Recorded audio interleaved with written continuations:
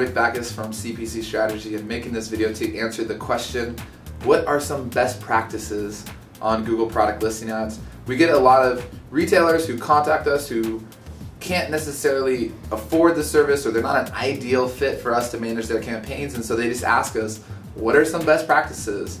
And so I wanted to go through the top 3 things that we tell to retailers when they ask for that. The first one is to optimize your feed. Oftentimes we'll look at the data feed that a retailer can provide, and it's absolute crap.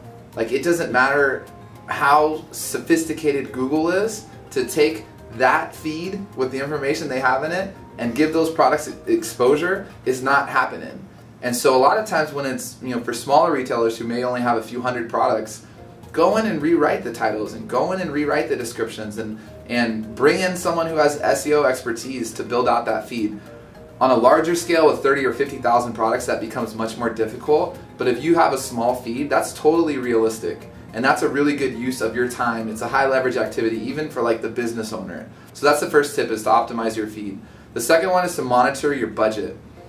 You need to have a really good idea of what you want to spend on Google product listing ads, because if you start the budget too high, Google is usually pretty good about figuring out ways to spend that money.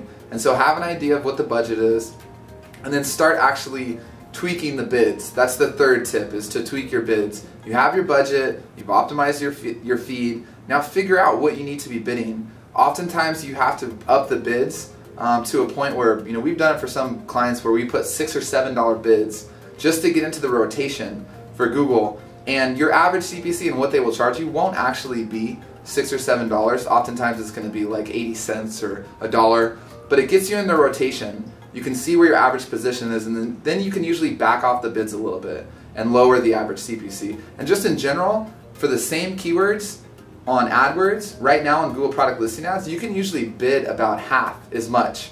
And Google's doing a really good job of only showing those products for very qualified searches. If you look at the conversions on product listing ads versus AdWords, minus like branded campaigns in AdWords, product listing ads is going to convert much better. And so at least at this point in time, it's a really good investment. Those are some best practices. That's a kind of a general overview, something that we would tell to a person who's new to Google product listing ads. That's all I got for this video. My name is Rick Backus, and we are CPC Strategy.